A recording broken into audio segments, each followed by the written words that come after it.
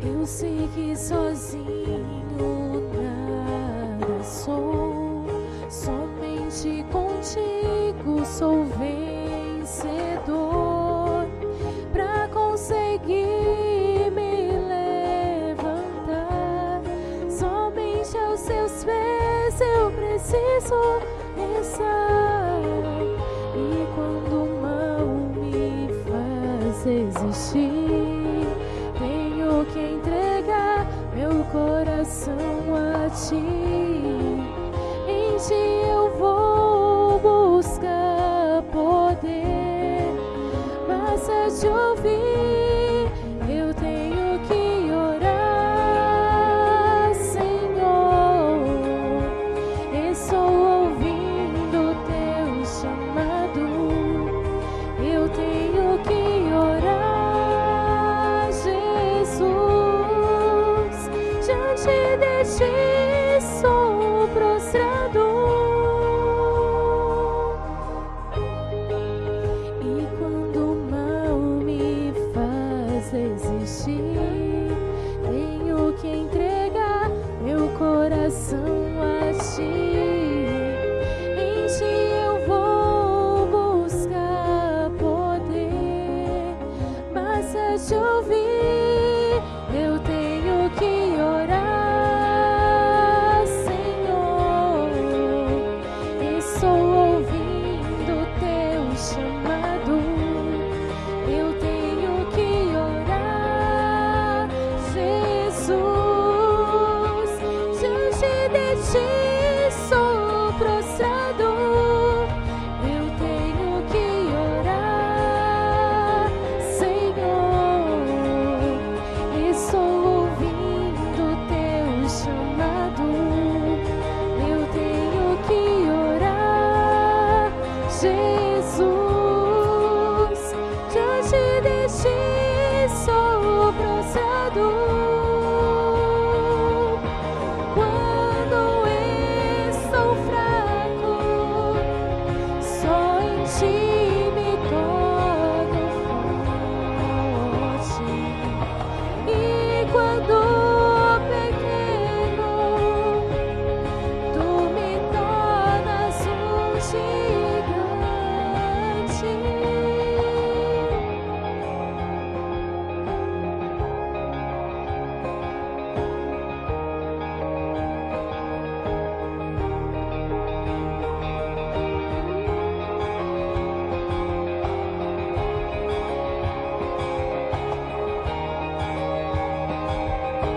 Eu tenho que orar, Senhor.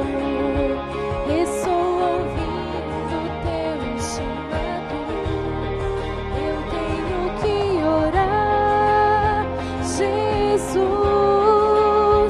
Diante de ti sou prostrado, eu tenho que orar, Senhor.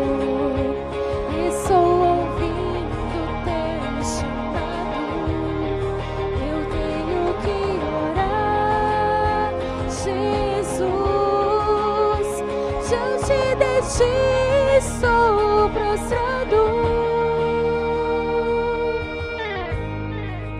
E quando o mal me faz existir, tenho que entregar meu coração a ti.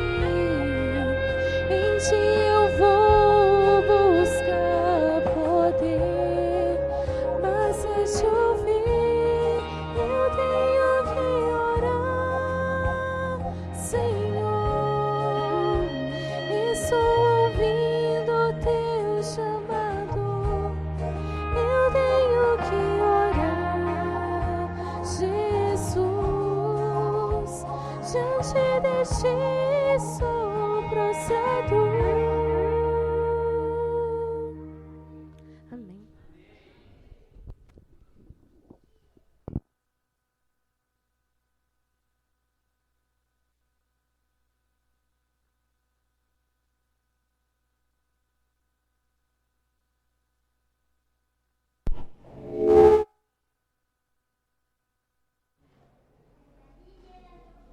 Bom dia, feliz sábado a todos.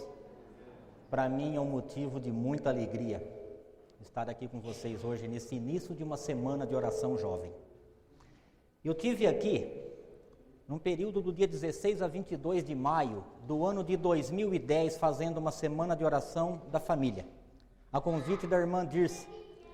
E naquela ocasião, naquele dia 16 de maio, pela manhã, começou no domingo à noite. No dia 16 de maio, no domingo à noite, foi de domingo a sábado, eu lancei um desafio para essa igreja. De novo. Começou num sábado de manhã e encerrou numa sexta-feira. É isso mesmo. Do dia 16, sábado, ao dia 22, numa sexta-feira, que encerramos à noite a semana de oração. E eu disse que não seria apenas uma semana de oração. Eu disse que aquela seria uma semana de milagres. E aqui estou novamente, nesta manhã do dia 21 de julho de 2012, para repetir as mesmas palavras para você. Essa semana de oração que tem início nesta manhã de sábado e vai se estender até sábado próximo, eu vou dizer para você, se você precisa de um milagre na tua vida, por acaso eu falo nessa manhã para alguém que necessita de um grande milagre, essa semana vai ser a semana do milagre. Eu lanço esse desafio. E de repente alguém pode estar pensando, mas ô camarada tupetudo, ele se acha o tal, né? Está parecendo certos pastores que por aí que faz milagre, que profetiza, que faz e acontece. Não é isso. E eu te afirmo uma coisa. Se durante essa semana acontecer alguma falha no tocante à minha parte, no que diz respeito às pregações, se em alguma coisa falhar, você tenha plena certeza que a culpa, a responsabilidade é toda minha. Só que se em algum momento, alguma bênção acontecer, se você for tocado pelo Espírito Santo, se algo bom acontecer na tua vida, tenha convicção, é pelo poder e a graça de Deus. Porque da minha parte, tanto as pregações dessa semana, que começa agora, como qualquer outra vez que eu subir, ocupar um púlpito para pregar, o que depender de mim, vai ser uma lástima, um fiasco, eu te garanto disso. Mas, se algo bom acontece, é unicamente pela graça, o poder de Deus, a manifestação do Espírito Santo, pela intercessão e a graça de Cristo Jesus, nosso Senhor. Conta na Bíblia uma história de um homem chamado Naamã. Acredito que a maioria aqui conhece essa história. Naamã, ele era o comandante do exército do rei da Síria. E esse homem foi acometido por uma lepra. E a esposa de Naamã tinha lá como serva uma menininha israelita que havia sido cativa, levado para a terra da Síria, e ela servia na casa de Naamã, era serva, ou seja, escrava da esposa de Naamã.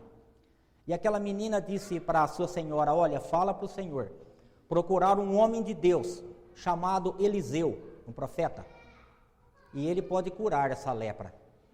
A lepra na época era uma doença terrível, tanto é que ela isolava as pessoas do convívio daqueles que eles amavam, de todo mundo, ficavam isolados. Era uma doença temida por todos, repudiada, porque ela é transmissível e não tinha cura. Era semelhado também, a semelhança, a Bíblia relata, compara a lepra como o pecado, uma doença, a doença do pecado. E aquele homem então, não tendo escolha, uma vez que a medicina não oferecia cura para a lepra, ele foi então em busca de Eliseu. Eliseu mandou que um servo seu, Geazi, fosse ao encontro daquele homem e deu a ele então uma dica, olha, diga para que se ele quiser ser curado, que ele mergulhe 7 vezes nas águas de um rio, como chamava o rio? Jordão. Ele não disse 2 nem 4, disse 7 vezes. Embora que Naamã ficou um pouco descontente, achou que aquele profeta nem deu muita atenção para ele, e outra, mergulhar no Rio Jordão, um rio lamacento. Mas ele foi. Os seus servos disseram: olha, o senhor não tem nada a perder, já estamos aqui mesmo. E aquele homem então deu 7 mergulhos nas águas do Rio Jordão. Primeiro, segundo, terceiro, quarto, quinto, sexto, nada tinha acontecido. 7ª vez, e aquele homem foi curado, ou seja, o milagre aconteceu. Se você precisa de um milagre na sua vida, você precisa mergulhar 7 vezes no Jordão, aqui na igreja do Parque Flamingo, 7 vezes a partir de hoje. Você precisa estar aqui hoje, amanhã, domingo, segunda, terça, quarta, quinta e sexta, 7 dias. No sábado pela manhã, o encerramento vai ser a celebração. E eu tenho certeza que você vai poder, com convicção, afirmar que aconteceu o milagre. 7 vezes, não falte nenhum dia. Deus tem planos especiais para você. E eu posso afirmar isso porque não vai depender de mim o milagre. Eu não faço milagre nenhum. Não consigo acrescentar 1 centímetro à minha altura, senão eu teria pelo menos aí 1,80, né? Não seria esse nanico. Mas o Deus que eu sirvo e que você serve pode fazer esse milagre. Não vai depender de mim e nem de Deus. Esse milagre vai depender unicamente de você, da tua fé. Vai depender do teu comprometimento, daquilo que você busca. E Deus vai operar grandes milagres na tua vida, não tenha sombra de dúvida disso. Deus tem planos especiais. A escolha é sua. Se você quer um milagre, precisa de um milagre, ela é sua escolha. Faça a melhor escolha. Esteja aqui todos os dias. Conta-se que nos Estados Unidos, no oeste dos Estados Unidos, quando foi colonizado, ali foi feito tipo de uma reforma agrária. As pessoas recebiam uma área de terra, uma gleba de terra, para a agricultura, explorarem a agricultura. E diz que havia ali uma comunidade de agricultores, uma pequena comunidade, um vilarejo. As casas normalmente eram feitas de madeiras.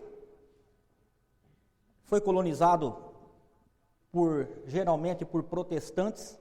Edificava-se então ali uma pequena igreja, uma capela, muitas vezes também de madeira, onde eles se reuniam, tinham ali o pastor, o reverendo, que pregava, né? Normalmente protestantes. E naquele grupo, naquela comunidade pequena de agricultores, diz que ficava numa parte mais alta e a parte mais baixa eram os campos. E dava para ver, diz que do alto olhava e dava para ver muito bem assim a demarcação dos terrenos. Eram um tipo de estradas de terra que nós conhecemos como carreadores. Quem já viveu no campo aqui no meio rural deve se familiarizar bem com esse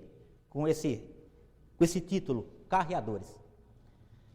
E diz que era hábito deles, então, os homens de manhã se reuniam, desciam, iam praticamente juntos, formavam ali grupos de amigos com afinidades, desciam para o trabalho diário, à tarde retornavam novamente para casa, e diz que naquele pequeno vilarejo havia uma família, eles tinham um cachorro de grande porte, e diz que era um cachorro agressivo, um cachorro bravo, violento. Ele já havia avançado em algumas pessoas, já havia tido várias reclamações com o dono para que prendesse o animal, mantivesse-o preso, acorrentado, uma vez que ele oferecia risco, perigo para as pessoas ali. E diz que tinha ali uma família, era o pai e a mãe, um casal jovem ainda, tinham 2 filhinhos. A Wendy, uma menininha, diz que era uma graça, de aproximadamente uns 5 anos de idade. E um outro bebezinho pequeno, ainda de colo. O Wendy diz que chegava à tarde, aquela expectativa, ela amava muito o pai, aquele relacionamento gostoso. E de banhinho tomado, trocadinha, à tarde ela ficava na expectativa na frente da casa. E quando via que o pai retornava juntamente com os vizinhos, amigos, diz que ela disparava naquele carreirão de bebê com os bracinhos abertos e corria ao encontro do pai, que, embora com roupa de trabalho, pegava ela no colo e vinha contente com a filhinha para casa.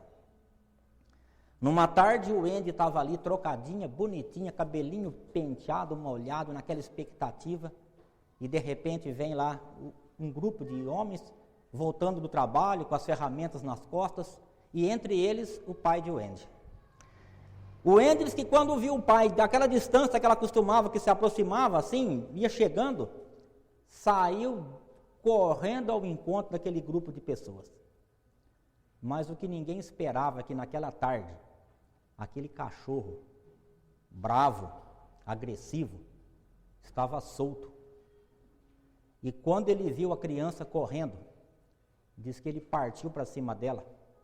A mãe, quando viu com o bebê no colo, ficou desesperada, saiu correndo.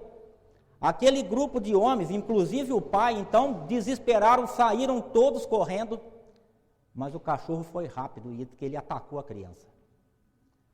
Aqueles homens chegaram tomados de revolta, de ódio. Diz que espancaram aquele animal na tentativa de salvar a criança, de tirar a criança dele. Mataram o animal com as ferramentas. Mas diz que foi tarde demais. Quando o pai tomou o Andy nos braços, a menina não tinha mais vida. Diz que o ataque, as mordidas do cachorro foram violentas e mataram a criança. Diz que foi uma revolta geral. Todo mundo ficou assim perplexo. Diz que revoltaram, fizeram até uma tentativa de linchamento com o dono do cachorro, porque não tomava providências que devia. Aí apareceu, diz que o pastor ali da igreja, que vivia na comunidade, também que era um trabalhador rural, e outros mais interferiram e acabaram apaziguando, não permitiram que o linchamento acontecesse. Mas diz que a revolta foi tão grande que as pessoas ali passaram a ignorar completamente aquele homem e a sua família, os seus filhos, a mulher, ignoraram, ninguém mais falava com eles. Se eles de manhã dissessem um bom dia, ninguém respondia, um boa tarde, passaram a ser ignorados. Aquele grupo de trabalhadores ali, diz que eles trabalhavam como um sistema de comunidade, e em determinada época eles recebiam a semente para que se fizesse o plantio. E quando ocorreu esse fato, diz que os terrenos estavam todos preparados, prontos para receber a semente. Alguns dias depois, logo na sequência, chegou a semente, e quando o líder deles reuniu o pessoal para que fizesse a divisão, o dono do cachorro não recebeu a parte dele. Não tinha semente para plantar. Sem a semente, não haveria colheita. Sem a colheita, não haveria o sustento para a família. Fizeram-se os plantios, as pessoas, cada um foi plantando o seu campo. Diz que já naquela ocasião logo veio a chuva, e poucos dias depois, ali do alto, olhava e diz que já não via mais aquela terra arada, aquela terra, aquele tom avermelhado. Via-se as carreirinhas dos mantimentos, tudo verdinho. Interessante que uma coisa chamou a atenção daquela comunidade. 2 campos, eles notaram ali algo estranho. 2 daqueles campos, metade estavam plantados, já tinha nascido também. E a outra metade, a terra estava nua. E eles então identificaram os 2 campos. Um deles era dos pais de Wendy, e o outro campo pertencia ao dono do cachorro.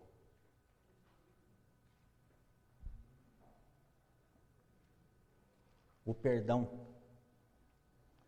Pessoas tementes a Deus.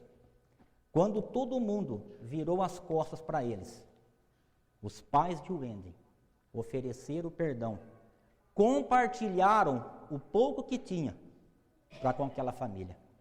Solidariedade. Estamos começando uma semana de oração. E eu não sei qual é a tua condição, eu não sei qual o milagre que você precisa na tua vida. Mas se existe um milagre que Deus quer operar em mim e em você, é a cura, assim como Naamã, é a cura da lepra espiritual. Convido você a abrir a Bíblia no livro de Isaías 59, verso 2.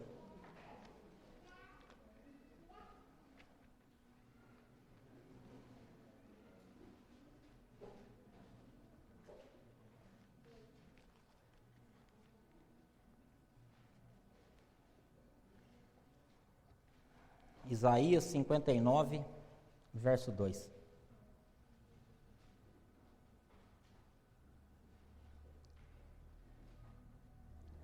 Mas as vossas iniquidades fazem separação entre vós e o vosso Deus. E os vossos pecados encobrem o seu rosto de vós, para que não os ouça. Se tem algo que nos separa de Deus, se tem algo que nos afasta de Deus, são as nossas transgressões, são os nossos pecados. Diz o texto aqui que os nossos pecados encobrem o rosto de Deus para que não nos veja, para que não ouça as petições. Deus ouve todas as orações. E quando nós estamos em pecado, Ele ouve aquelas orações quando nós nos achegamos a Ele e confessamos os nossos pecados. Quando nós clamamos por Ele, pela misericórdia, pela ajuda para vencermos. Assim como a Natiele cantou, é necessário orarmos, buscarmos em Deus. Deus quer operar milagres na minha e na tua vida, mas de uma forma muito especial. Para que os milagres aconteçam, é necessário que nós estejamos em íntima comunhão com Ele. É necessário que nós estejamos ligados a Ele. Nessa semana nós vamos estudar aqui, todas as noites, sobre alguns personagens bíblicos jovens, sobre alguns personagens, principalmente jovens, que fizeram a diferença. Eu tenho aqui um jornal, Caderno da Cidade, O Regional, do dia 19 de julho de 2012, quinta-feira. Ela traz um título aqui nesse jornal que me chamou a atenção. Taxa de suicídio entre crianças e juvenis aumenta 10 vezes em Catanduva. Uma pesquisa que foi feita pelo Mapa da Violência 2012, Crianças e Adolescentes do Brasil é o tema da pesquisa. Foi pesquisado de 2002 a 2012, nesse período até agora, em 2012. E foi divulgado pelo Centro Brasileiro de Estudos Latino-Americanos, o CELEBA. Colocou Catanduva como a segunda cidade no Brasil com o maior índice de suicídio de crianças e de adolescentes. Catanduva fica atrás apenas de Tabatinga, no Amazonas. Em Catanduva, é uma porcentagem, um percentual. Em Catanduva, a taxa é de 10,3 mortes para uma população de 29.055 crianças e adolescentes nessa faixa etária. Tabatinga, no Amazonas, o índice, o percentual é de 19,2 para 26.015 crianças nessa faixa etária. Ou seja, Catanduva está em segundo lugar no Brasil, primeiro no estado de São Paulo. Segundo lugar no estado de São Paulo fica a cidade de Carapicuíba, a taxa é de 4,9 para uma população de 121.214. E ele ocupa também, Tabatinga ocupa o 16º lugar no Brasil. E o que leva a criança, qual a causa dessas relações? Diz aqui o pesquisador, ele explica que uma das causas pode ter relação com causas sociais mal resolvidas, que causam influência nessa faixa etária. Gente, o que leva uma criança, um juvenil, um jovem? Essa é a fase dos sonhos, é a fase que não tem tanta preocupação, é a fase do auge. O que leva uma criança, um juvenil, um adolescente a cometer suicídio? pode ser, aqui também atribui, às vezes, a violência física e sexual, mas principalmente lares desestruturados, principalmente a falta de Deus na vida. Porque a pessoa, quando ele tenta contra a própria vida, é porque ele perdeu as expectativas, ele perdeu as esperanças, e Jesus é a nossa grande esperança. Feliz de você que está aqui nesta manhã, feliz de você que traz o teu filho, a tua filha, criança, juvenil, adolescente, jovem, feliz de você, jovem, que está aqui. O inimigo, ele busca derrubar pessoas que estão lá fora e pessoas que estão aqui dentro, como eu e você.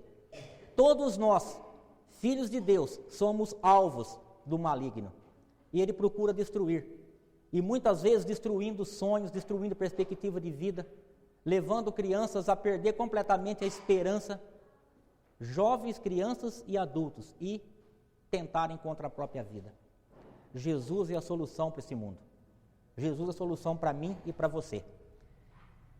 Durante essa semana, nós vamos estudar, como eu disse, sobre alguns personagens fantásticos, jovens, tanto do sexo masculino quanto feminino, que fizeram a diferença.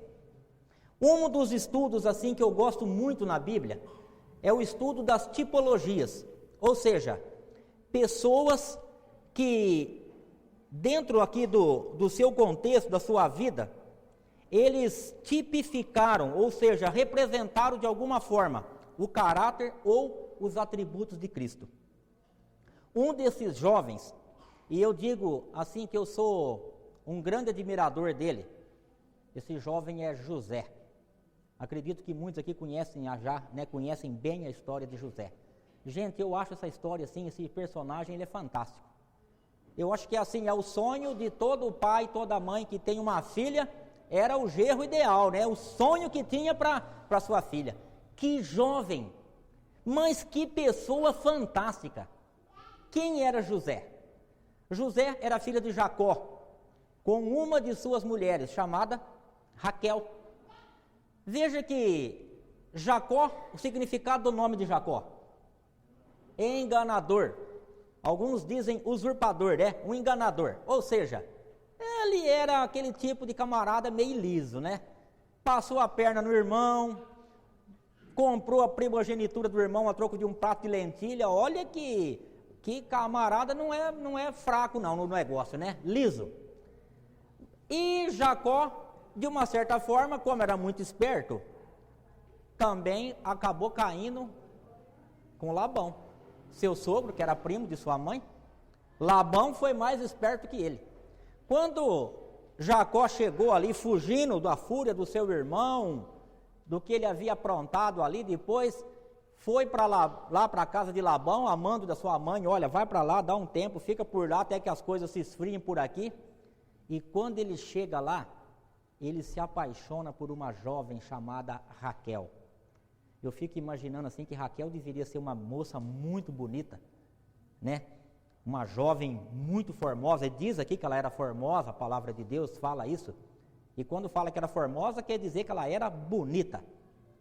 E Jacó se apaixonou por ela e pediu ela em casamento. Labão, por suas vezes, disse: não, tranquilo, a minha filha pode ser sua esposa, sua mulher. Só que para isso você vai trabalhar para mim durante 7 anos. E ele então, apaixonado, amando aquela jovem, não pensou 2 vezes, não, está fechado o negócio. Trabalhou 7 anos. Ao findar os 7 anos ali do trato, promoveram uma festa, chamaram como casamento, uma celebração, chama os vizinhos, amigos, parentes, reuniram ali para uma festa. E aconteceu o que? Naquela noite, quando ele vai para sua tenda, ao invés de Labão levar Raquel, quem que ele levou? Lia, a outra filha mais velha. E depois ele chegou para Jacó e disse: olha, não é costume nosso aqui casar a filha mais nova sem que a outra mais velha já esteja casada. Interessante, porque ele não falou isso antes, quando foi para fazer o trato. Não, ficou bem quietinho. Olha, se Jacó significa, enganador, imagine então Labão. Não vão nem entrar em detalhes aqui. Mas Labão, na manhã seguinte, quando amanheceu, que ele olha, pera lá, mas essa não é Raquel, é Lia? Não, pera lá, mas podemos chegar num acordo. Você trabalha mais 7 anos para mim e eu te dou também Raquel. 14 anos de serviço por uma mulher amada. E ele então ficou com as 2 filhas de Labão, casado com as 2 mulheres. E a Bíblia deixa claro, nós vemos que todos os homens que tiveram mais de uma mulher na Bíblia sofreram maldição. Pode pesquisar, todos eles eram homens retos, tementes a Deus, mas tiveram maldição na família. Portanto, o camarada que quer dar uma despertão, ele vai sofrer as consequências. Vai sofrer, todos eles. Foi assim com Davi, foi com Salomão, foi com Eucana, foi com Abraão. Todos eles tiveram uma dor de cabeça, uma maldição dentro de casa por isso. O plano de Deus é que um homem tenha uma esposa, que a esposa tenha um único marido. Esse foi o plano original, por isso que ele fez um Adão e uma Eva. Jacó então começou a ter filhos com várias mulheres. Teve com Leia, né? A outra filha, que é esposa e ao mesmo tempo cunhada, e ela por suas vezes tinha uma serva chamada Zilpa, a qual ele teve filhos também com ela. Raquel também tinha uma serva chamada Bila, e depois, frustrada porque ela era estéril, não tinha filhos, e disse então para que ele tivesse filhos com sua serva, para que aquele filho fosse como dela. Foi então, bem lá na frente, que Deus então abriu a madre, e ela então teve um filho, que se chamou José. José era o queridinho do papai. E a Bíblia deixa isso muito claro. Jacó tinha uma afeição, um carinho, um amor especial por José. Por quê? Vocês poderiam me dizer por que ele tinha uma preferência especial por José? Porque era filho da mulher que ele amava. Era filho da mulher que ele amava. Então, não tem essa, no camarada que muitas vezes você vê por aí, não, porque eu amo a essa, mas amo a outra também. Mentira, ele ama uma. Salomão teve 700 mulheres, 300 concubinas. Quem que ele amava? A Sulamita. Foi para ela que ele escreveu, né, Cantares de Salomão. Ele não escreveu um livro para cada uma. Nós vemos na Bíblia, e tem ali, Cântico dos Cânticos, Cantares. A Sulamita era a mulher que ele amava. E Jacó tinha uma preferência, embora que não deveria fazer isso, externar isso, mas ele não conseguia conter aquele amor que ele tinha por aquele jovem José. E José realmente era especial, um jovem dinâmico, temente a Deus, e já na sua juventude, jovenzinho começou a ter visões, a ter sonhos, e aquilo então deixava os irmãos mais velhos com uma dor nessa região do braço, que muita gente sente, aqui na dobradiça, né? Era aquela dorzinha que incomodava, e eles passaram a odiar José. Por uma ocasião, José com 17 anos, o pai mandou que os seus filhos, todos eles fossem apacentar as ovelhas, eles eram pastores. José não foi. José tinha uma túnica que diferenciava ele de todos os outros, uma túnica colorida. Eu fico imaginando assim, tipo daquelas túnicas que a gente vê lá a Jamaica, que tem aquelas 3 cores, vermelho, amarelo, verde e preto, né? Não chama atenção, né? Eu acredito que devia ser mais ou menos daquele tipo, assim, uma túnica bonita que destacava, diferente dos outros, era uma túnica especial, uma roupa especial para ele. Ele, porém, não ia com os irmãos, ficava ali, o pai o mantinha próximo. E ele também, por suas vezes, tudo aquilo que os irmãos faziam de errado, ele corria lá e dedurava para o pai. Ou seja, era um jovem especial, mas era um tipo de jovem também que não segurava muito a língua dentro da boca. Quando os irmãos foram apacentar as ovelhas, estavam lá distante, determinado momento, Jacó pede para ele então, José, vá até seus irmãos, vê como que está acontecendo, dá uma analisada, fiscaliza tudo o que está acontecendo e traga notícia para mim.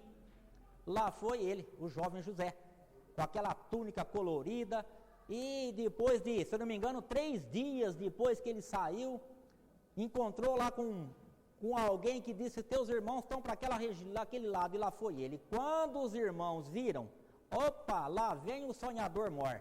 É hoje que nós vamos botar um ponto final na vida desse camarada.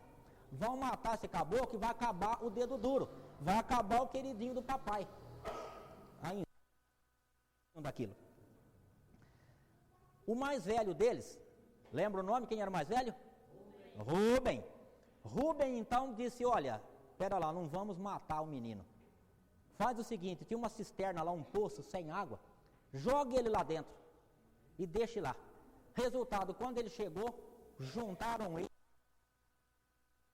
única bonita, jogaram ele no poço e lá deixaram aquele jovem lá, nu. E os irmãos fizeram o quê? Lá fora, sentaram para comer e para beber. Enquanto eles matavam a sede, saciavam ali a sua fome, aquele jovem estava lá dentro, passando sede dentro de um poço. Foi então que o plano de Rubem era que depois tirassem aquele jovem de lá, vão dar um castigo nele, depois a gente tira.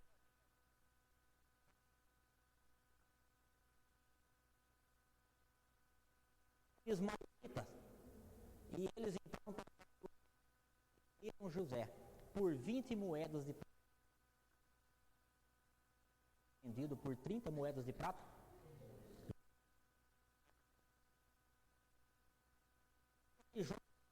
Tipo, algo Deus usou personagens.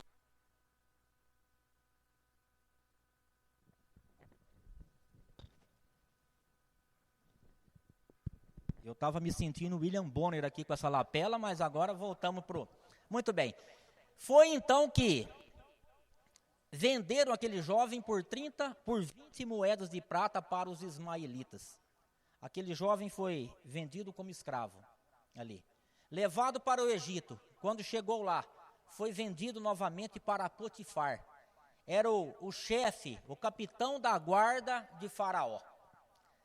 Potifar era um homem importante, rico, ali, acesso direto ao Faraó, à corte.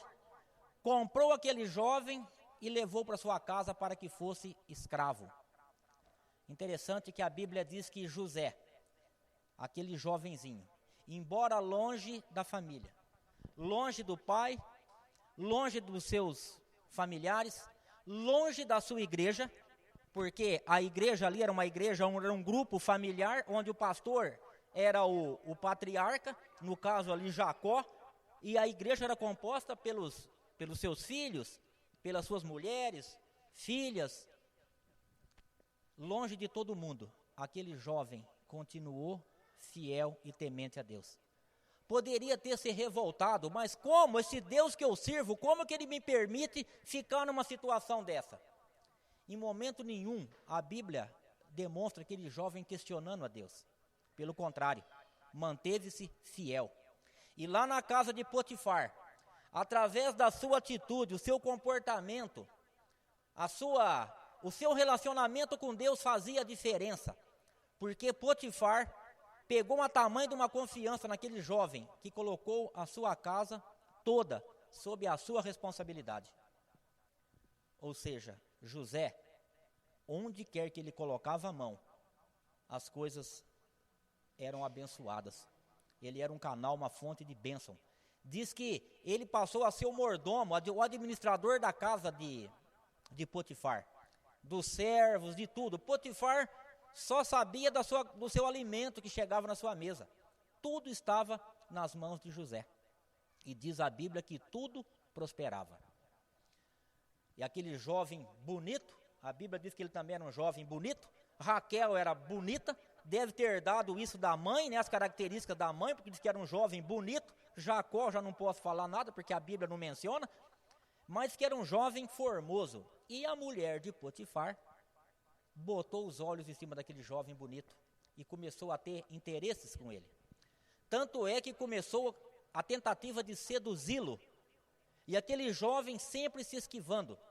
Em dado momento, provavelmente assim arquitetado por ela, todos os outros da casa, os outros servos, servas, todos estavam ausentes, apenas ela, e José então entra na casa, e ali ela aborda aquele jovem, e tenta assim de uma forma mais direta a seduzi-lo para que ele se deitasse com ela.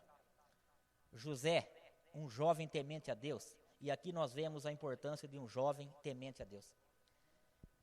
Trazendo para os nossos dias, você que é jovem, você que ainda continua jovem, mas já está com uma idade mais madura, mais experiente, mas que também já passou por essa fase da juventude, onde os hormônios estão em ebulição, e aquele jovem então com todas as oportunidades que ele tinha, mas ele foi o quê? Fiel a Deus. E ele disse, como eu vou fazer tamanha maldade contra o meu senhor, que era Potifar, e como vou pecar eu contra Deus? Um jovem que mantém comunhão com Deus, por maior que seja a aprovação, a tentação, se ele tiver alicerçado um relacionamento íntimo com Deus, ele vai resistir e vai ser vitorioso. Amém? Mas aquela mulher então arranca a roupa dele, juntou na roupa e ele saiu correndo, ela ficou com as roupas na mão. Pela segunda vez, aquele jovem foi despido. Uma vez ele foi despido lá quando foi jogado num poço, e a sua túnica foi usada como uma prova mentirosa de que ele havia morrido.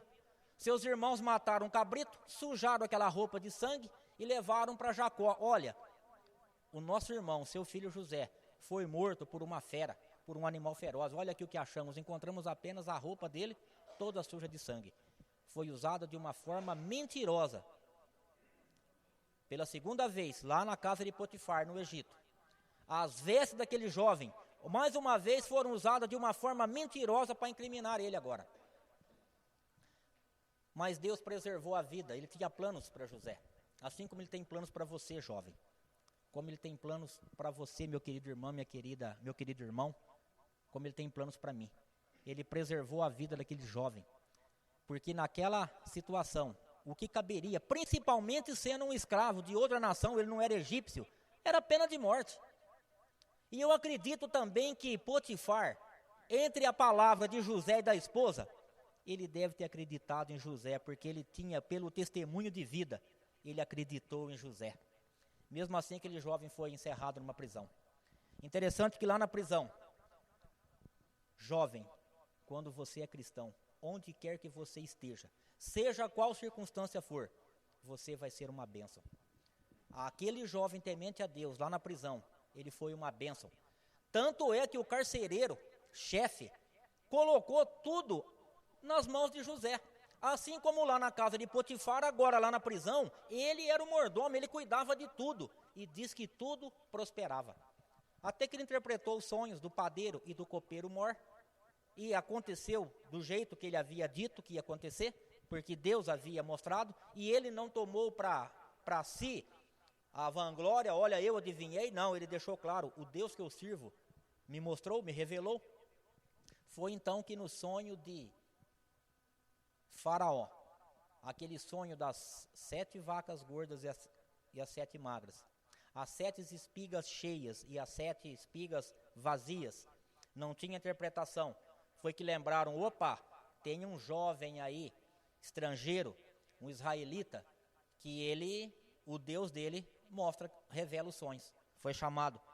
E mais uma vez, então, aqui é uma guinada agora na vida daquele jovem. Ele interpreta o sonho, Deus dá a interpretação. E agora, de um escravo, e além de escravo, de um prisioneiro, ele passa a ser então o governador do Egito. Ou seja, ali no Egito, ele, através dos seus planos, através da sua comunhão com Deus, e ele recebia as orientações divinas, punha em prática, foi uma bênção para aquela nação, e também para as nações vizinhas.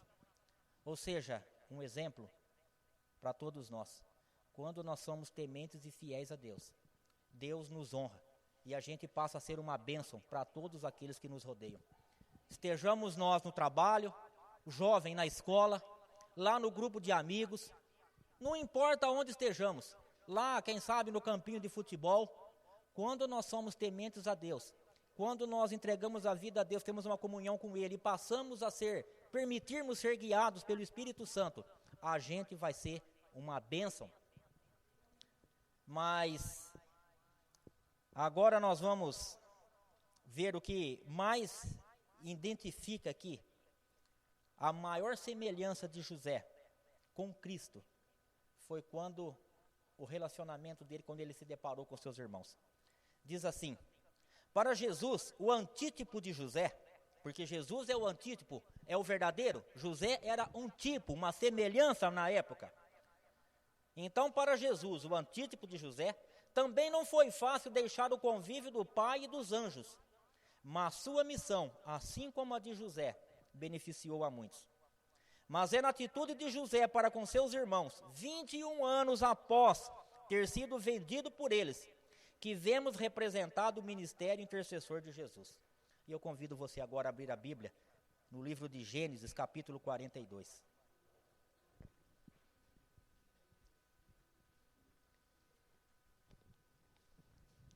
Gênesis, capítulo 42.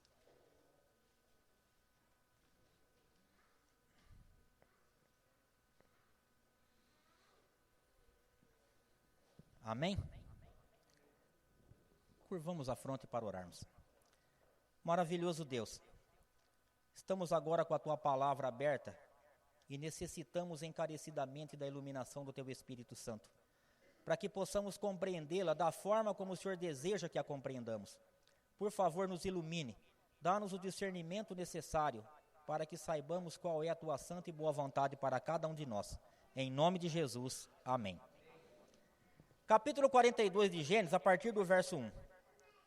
Sabedor Jacó de que havia mantimento no Egito, disse a seus filhos: por que estáis aí a olhar uns para os outros? E ajuntou: tenho ouvido que há cereais no Egito, descei até lá e comprai-nos deles, para que vivamos e não morramos.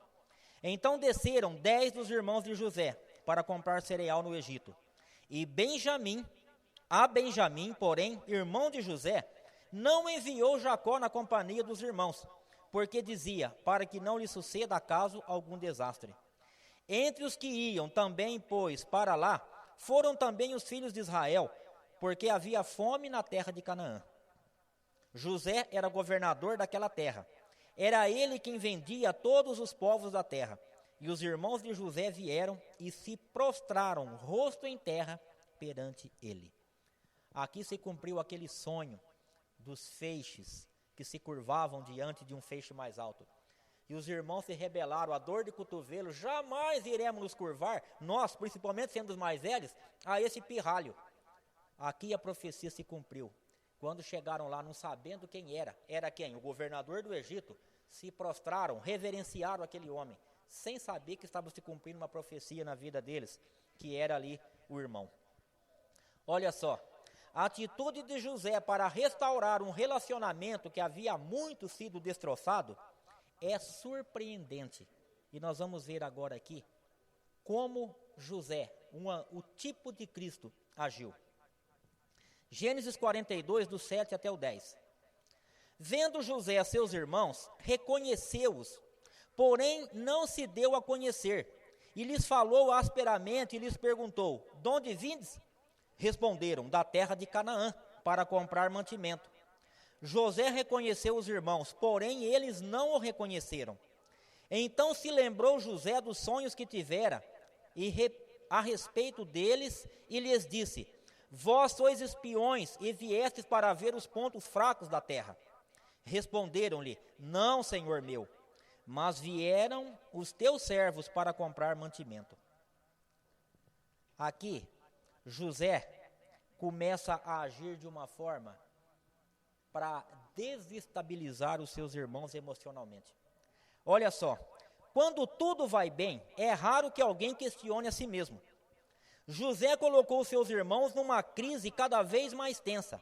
Acusações injustas, aprisionamento, detenção como refém, chantagem e tudo mais.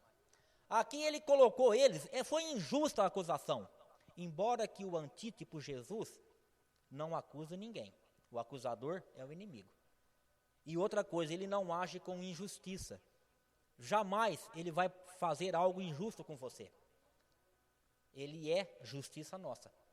Mas José aqui começou a questionar os irmãos, ou seja, ele desestabilizou eles emocionalmente, eles ficaram Meu pai, o que viemos fazer aqui? Imagina, viemos comprar alimento, agora esse homem está acusando a gente de espionagem. Não, vocês vieram aqui para espiar, sim, para que ver os pontos fracos, para depois invadir. Faltou pedir pelo amor de Deus, não é isso que a gente veio fazer. Será que a nossa condição, será que de repente se eu estou falando nessa manhã para alguém que está passando por algum problema, alguma dificuldade, sentindo assim, desestabilizado, um baque, uma luta tremenda, não questione Deus, não culpe isso a Deus. Mas será que Deus não permite acontecer algumas coisas na nossa vida para que a gente reflita sobre os nossos atos? Quando tudo vai bem, a gente dificilmente faz um exame, de consciência, a gente para reavaliar as coisas. Quando vem as buchas da vida, os baques, é que a gente então para ver, epa, o que está acontecendo? É que nem o carro, às vezes a gente não faz aquela manutenção que precisa.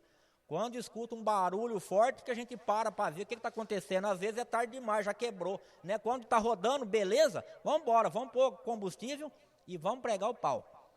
Muitas vezes, algumas coisas acontecem em nossa vida, Deus permite, que é para chamar a nossa atenção. José agiu assim com seus irmãos. Tanto é que, depois da acusação, prendeu eles, ficaram 3 dias presos. Não, vocês vão para a cadeia, vocês são espião. Não somos, é sim, vai para a cadeia. Prenderam.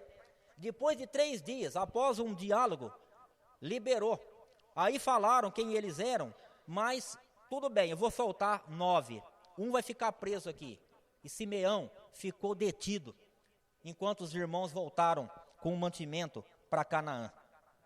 Olha o que diz aqui, Gênesis capítulo 42, agora o verso 21 e o verso 22. Então disseram uns aos outros, na verdade, somos culpados no tocante a nosso irmão, pois lhe vimos a angústia da alma, quando nos rogava, e não lhe acudimos, por isso nos vem esta ansiedade. Quando foram desestabilizados emocionalmente, quando se viram diante de uma crise, bateu a consciência, a voz da consciência falou, ou seja, foram convencidos, aí deram ouvido à voz do Espírito Santo. A crise provoca seus frutos. Em sua angústia, os irmãos se lembraram de seu crime no passado, e o senso de culpa os assaltou. Ou seja, aí eles lembraram do que fizeram com o irmão, quando se viram numa situação difícil. Será que Deus não permite que algumas coisas aconteçam em nossa vida para a gente lembrar de alguma coisa que fizemos, do qual ainda não nos arrependemos? Muitas vezes do qual a gente não quer se afastar de forma alguma, aquele pecado acariciado. Esse eu não dou, não vendo, não troco por dinheiro nenhum, se agarra nele ali e fica, aquele pecadinho de estimação. Primeira coisa, José desestabilizou os irmãos emocionalmente. Segundo, veio a conscientização como fruto daquela desestabilização. Terceiro passo, Gênesis 42, verso 37. Mas Rúben disse a seu pai, mata os meus 2 filhos, se tu não tornar a trazer e entregar-mo, e eu te restituirei. José liberou 9, ficou Simeão preso, vocês vão. Só que eu quero o irmão mais novo que vocês disseram que tem. Tem mais? Não, tem um irmão mais novo que ficou lá. Não, tem que trazer ele aqui também. Para mim confiar em vocês, para ter certeza que não são espião, tem que trazer. Não, nós não podemos fazer isso. Ele é o irmão mais novo, o meu pai já perdeu, o irmão dele já morreu. E se esse também morrer, o meu pai não vai resistir. Ele vai morrer também de tanta tristeza. Vamos ver outro verso. Capítulo 43, verso 9.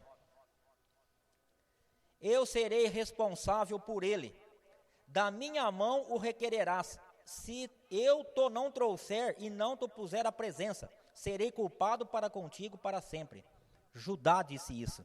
Aqui no outro verso que nós lemos, foi Rúben, o mais velho. Rúben disse, pode matar os meus 2 filhos se eu não trouxer Benjamim de volta. Agora aqui, Judá disse o quê? Eu te restituirei. Eu vou colocar ele na tua mão novamente. Capítulo 44, verso 9.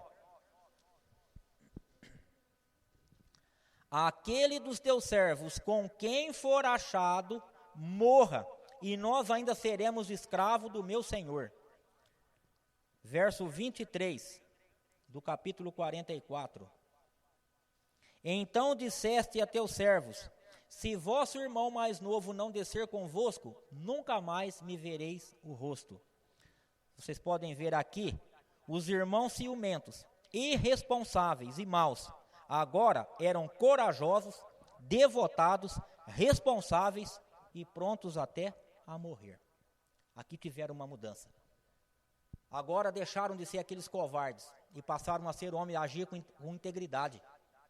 Ou seja, primeiro foram desestabilizados emocionalmente. Segundo, foram conscientizados. Terceiro passo, mudaram as atitudes. Quando a nossa consciência, temos consciência do nosso pecado. Quando nós estamos em crise, a gente passa a ter mudança de atitude. E eles mudaram.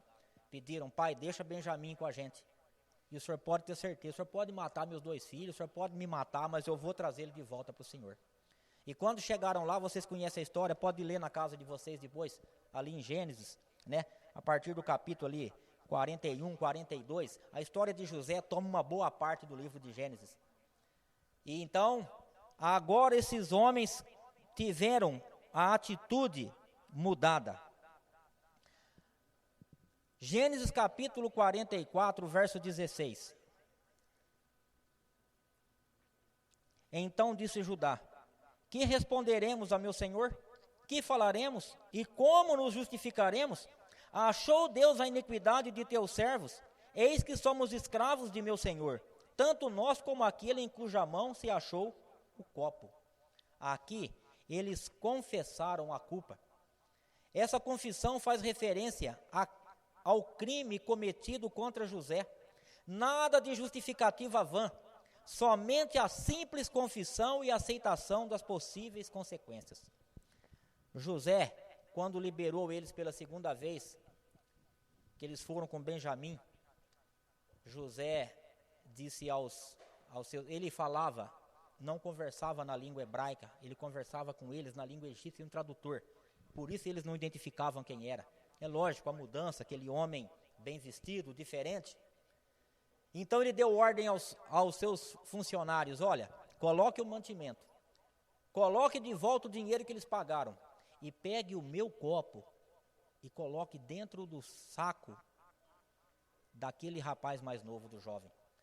E quando eles andaram um pedaço, o exército foi atrás, agora vai atrás e pega. Chegaram lá e disseram para eles: escuta, mas como que vocês, que povo sem educação, ingrato, vocês vêm aqui, compram um mantimento, recebem um tratamento bom, e agora vocês ainda agem com desonestidade, roubando o copo do governador? Não, mas nós não roubamos, não roubamos, roubou. Olha, pode fazer a vistoria, se vocês encontraram o copo aqui, alguma coisa roubada, esse que roubou, que seja morto. E quando eles começaram a abrir saco por saco de mantimento, quando chegaram em Benjamim, o mais novo, lá estava o copo, mas foi colocado propositalmente. Havia já um plano naquilo ali. E quando eles viram aquele copo, voltaram: olha, Senhor, infelizmente o copo está aí, agora nós somos servos, faça com a gente o que o Senhor achar que deva. Ou seja, confissão do pecado. Gênesis 45, do verso 4 até o 15, vem a parte mais bonita. 45, do 4 ao 15. Disse José a seus irmãos: agora chegai-vos a mim. E chegaram-se. Então disse: eu sou José, vosso irmão, a quem vendestes para o Egito. Agora, pois, não vos entristeçais, nem vos irriteis contra vós mesmos, por me haverdes vendido para aqui. Porque para a conservação da vida Deus me enviou adiante de vós. Porque já houve 2 anos de fome na terra, e ainda restam 5 anos em que não haverá lavoura nem colheita. Deus me enviou adiante de vós para conservar vossa sucessão da terra, e para vos preservar a vida por um grande livramento. Assim não fostes vós que me enviaste para cá, e sim Deus, para que me pôs por pai de Faraó, e senhor de toda a sua casa, e como governador em toda a terra do Egito. Verso 9. Apressai-vos, subi a meu pai e dizei-lhe, assim manda dizer teu filho José, Deus me pôs por senhor em toda a terra do Egito, desce a mim, não me demores.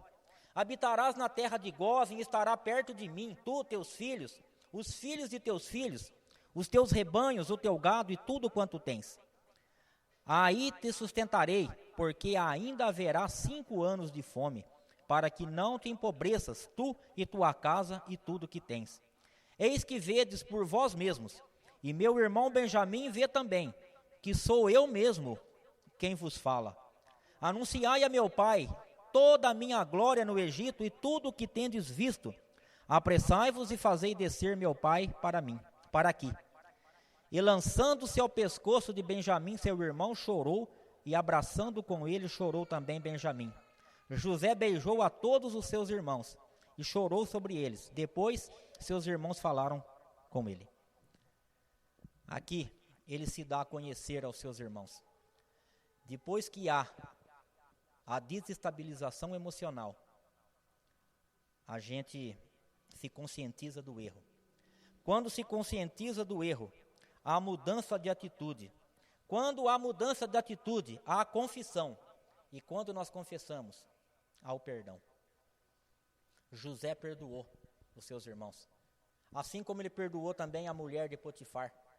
Se aquele jovem fosse um jovem vingativo, se ele deixasse que no seu coração fosse alimentado ali por ódio, por sentimento de vingança, ressentimento, quando ele assumiu agora o cargo de governador, primeira coisa, manda buscar aquela mulher lá. Dá uma sova nela, ou taca na cadeia também, agora ela vai ver o quanto é bom ficar presa. Teria feito algo semelhante. Não fez. Com seus irmãos, a mesma coisa. Sabe o que impressiona? O que me toca nessa história de José? Gênesis 42, verso 24.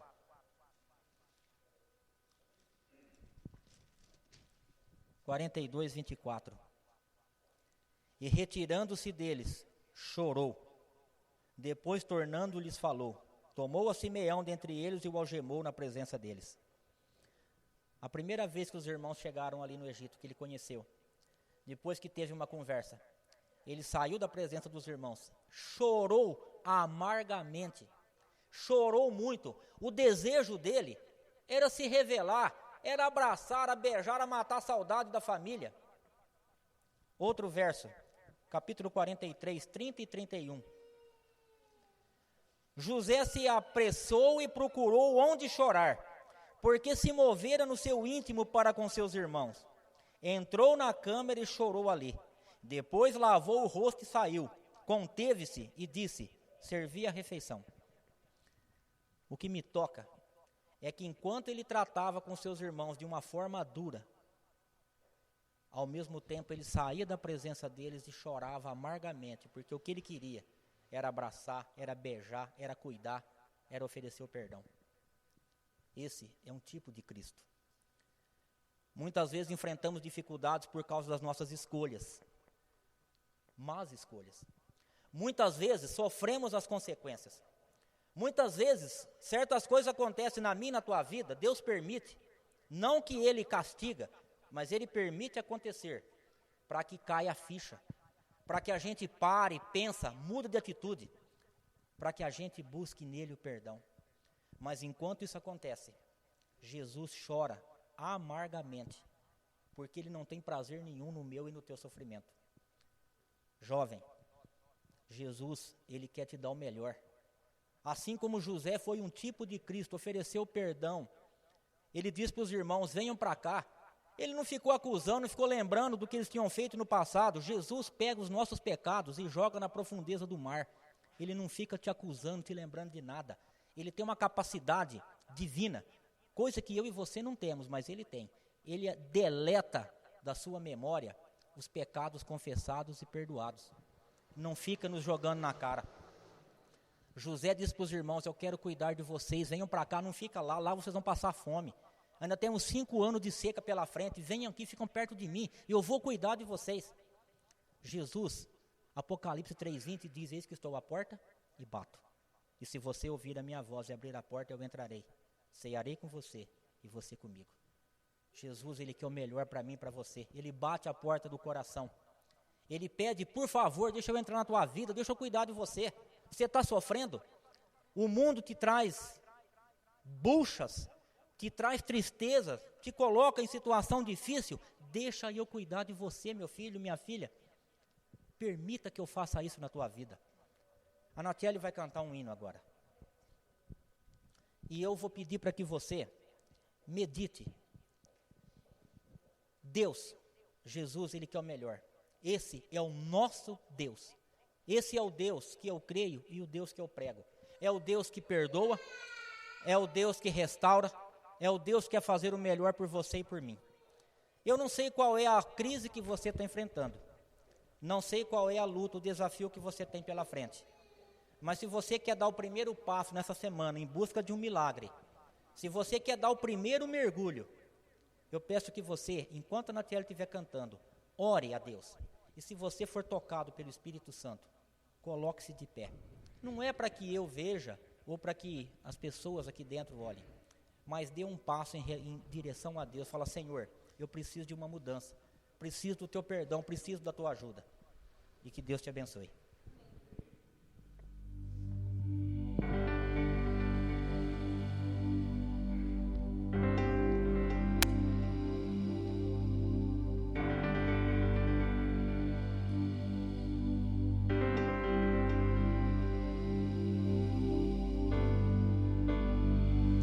Enquanto eu viver,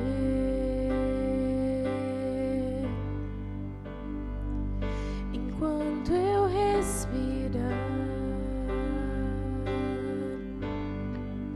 Teu Santo Espírito vive em mim.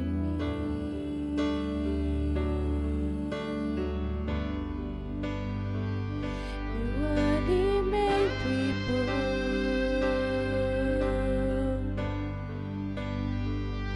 é fé e a oração. A cada dia fala em mim. Tu és meu Deus e meu amigo.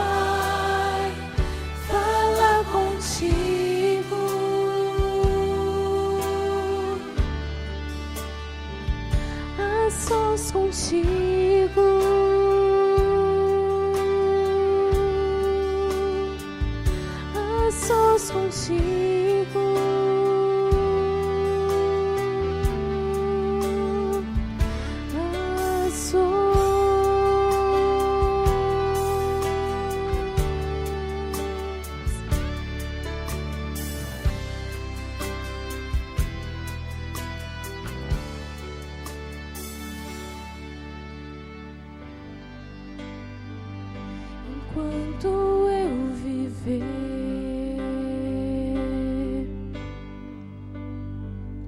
enquanto eu viver.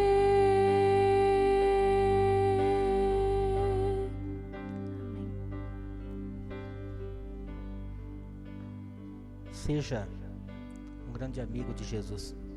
Jesus é o teu melhor amigo. E com certeza ele chora, sofre, vendo os seus filhos e filhas sofrerem.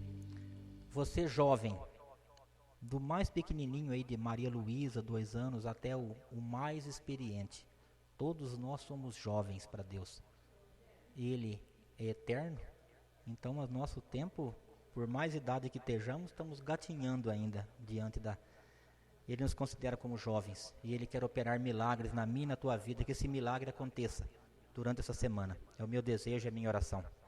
Maravilhoso Deus, obrigado pelos planos especiais que o Senhor tem por cada um de nós. Muito obrigado também porque pessoas no passado, temos vários exemplos na Bíblia Sagrada, de jovens, homens, mulheres, que de uma certa forma, através do caráter, das atitudes, tipificaram, ou seja, representaram Jesus diante daqueles que observavam.